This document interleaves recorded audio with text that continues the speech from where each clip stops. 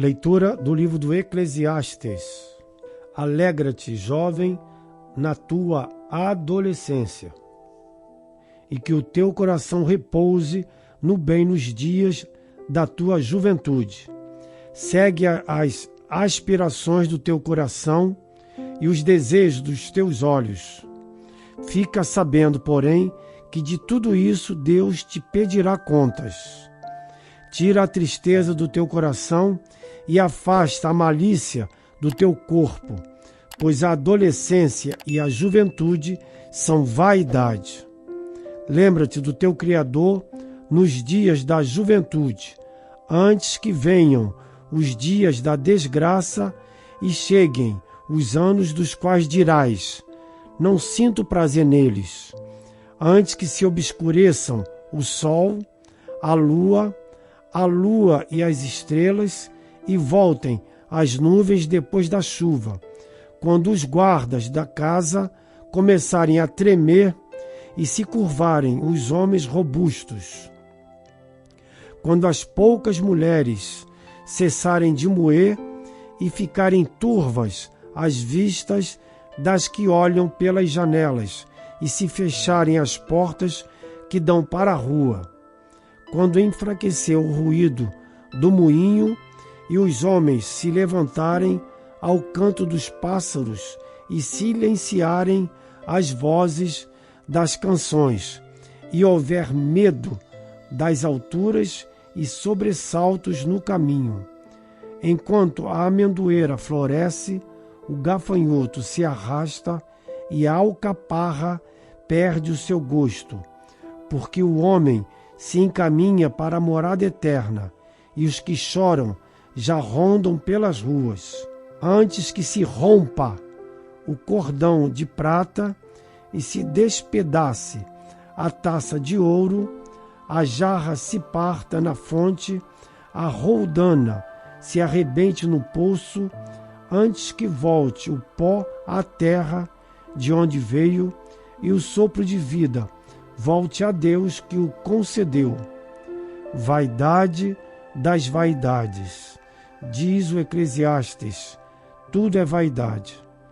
Palavra do Senhor, graças a Deus.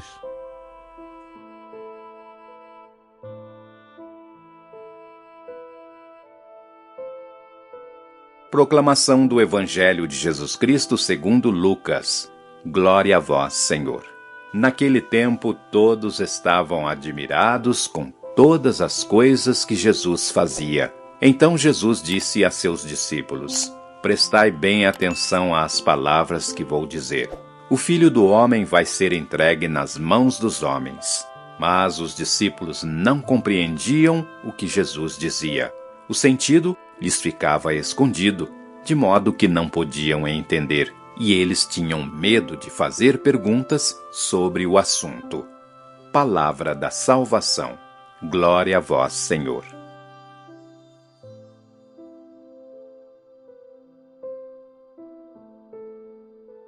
Queridos irmãos e irmãs em Cristo, imaginem-se em uma feira, rodeados por luzes brilhantes, música alta e risos.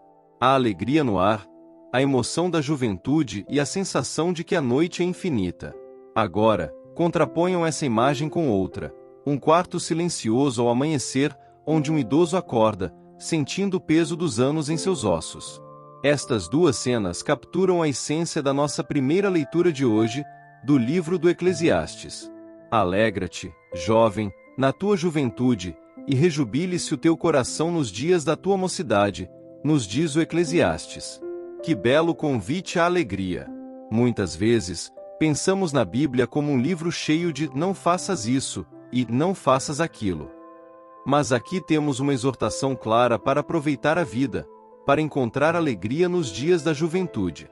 Contudo, o autor do Eclesiastes, em sua sabedoria, não para por aí. Ele acrescenta: fica, porém, sabendo que de todas essas coisas Deus te pedirá contas.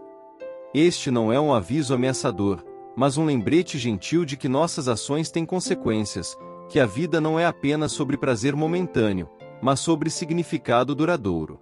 O texto então nos leva em uma jornada poética e comovente através do processo de envelhecimento. Lembra-te do teu Criador nos dias da tua mocidade, antes que venham os maus dias e cheguem os anos dos quais dirás: não tenho neles prazer. Que descrição vívida do declínio físico que acompanha a velhice. O sol e a luz se escurecem, as mãos que guardam a casa tremem, os moedores param porque são poucos. Esta passagem nos lembra de uma verdade inescapável: somos seres finitos. Nossa juventude, nossa força, nossa vitalidade, todas essas coisas são temporárias. Como diz o Eclesiastes, vaidade das vaidades, tudo é vaidade. Mas não devemos ver isto como uma mensagem de desespero. Pelo contrário, é um chamado para viver com propósito, para encontrar significado além das coisas passageiras deste mundo. É um convite para lembrar-se do Criador não apenas na velhice, mas em cada fase da vida. Agora, voltemos nossa atenção para o Evangelho. Jesus acaba de realizar um milagre poderoso, e todos estão maravilhados. Mas no meio dessa admiração, ele se volta para seus discípulos com uma mensagem surpreendente. Gravai bem isto em vossos ouvidos: o Filho do Homem vai ser entregue às mãos dos homens. Que contraste chocante! De um lado, temos a multidão extasiada com o poder e a glória de Jesus. Do outro, temos Jesus falando sobre traição e sofrimento. É como se ele estivesse dizendo: não se deixem enganar pela glória momentânea. Há um propósito maior em jogo aqui. Os discípulos não entendem. O texto nos diz que eles não compreendiam esta palavra. O sentido lhes ficava oculto. Quantas vezes nos encontramos na mesma situação? Quantas vezes os caminhos de Deus parecem incompreensíveis para nós? Estas duas leituras, aparentemente tão diferentes, na verdade se entrelaçam de maneira profunda. Ambas nos falam sobre a tensão entre o momentâneo e o eterno, entre a aparência e a realidade mais profunda. O Eclesiastes nos lembra que a vida é breve, que a juventude e a força são passageiras. Mas não para nos deixar desesperados, e sim para nos despertar para o que realmente importa. Jesus, por sua vez, no meio de sua glória, aponta para o sofrimento que está por vir, não para nos desencorajar, mas para nos preparar para um propósito maior. Então, o que estas leituras significam para nós hoje? Como podemos aplicá-las em nossas vidas? Primeiro, somos chamados a viver plenamente no presente. Alegra-te, jovem, na tua juventude não é apenas para os jovens em idade. É um chamado para todos nós apreciarmos o dom da vida, para encontrarmos alegria nos pequenos momentos, para celebrarmos a beleza que Deus colocou ao nosso redor. Segundo, somos convidados a viver com consciência do eterno. Lembrar-se do Criador não é apenas uma tarefa para o fim da vida, mas uma orientação para cada dia. É reconhecer que há mais na vida do que o que podemos ver ou tocar, que nossas ações têm consequências eternas. Terceiro, somos desafiados a abraçar o mistério. Assim como os discípulos não entenderam as palavras de Jesus, muitas vezes não compreendemos os caminhos de Deus. Mas somos chamados a confiar, a seguir adiante mesmo quando o caminho não está claro. Quarto, somos encorajados a viver com propósito. Jesus sabia que seu caminho levava à cruz, mas ele seguiu adiante porque entendia o propósito maior. Da mesma forma, somos chamados a viver não apenas para o prazer momentâneo, mas para um propósito eterno. Finalmente, somos lembrados da esperança que temos em Cristo. O Eclesiastes pode dizer tudo é vaidade, mas em Cristo, nada é em vão. Cada ato de amor, cada momento de fidelidade, cada escolha de seguir a Deus tem significado eterno. Meus queridos irmãos e irmãs, que possamos viver cada dia com a alegria da juventude e a sabedoria da idade. Que possamos apreciar os momentos de glória, mas não nos deixar cegar por eles. Que possamos enfrentar os desafios e os mistérios da vida com fé e coragem.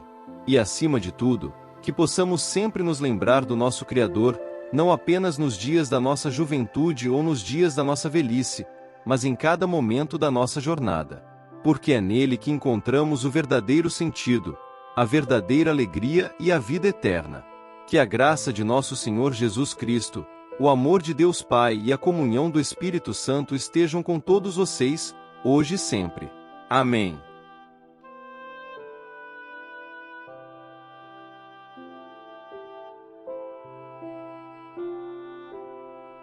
São Miguel Arcanjo, defendei-nos no combate. Sede o nosso refúgio contra as maldades e ciladas do demônio. Ordene-lhe Deus, instantemente o pedimos, e vós, príncipe da milícia celeste, pela virtude divina, precipitai no inferno a Satanás e aos outros espíritos malignos que andam pelo mundo para perder as almas. Amém.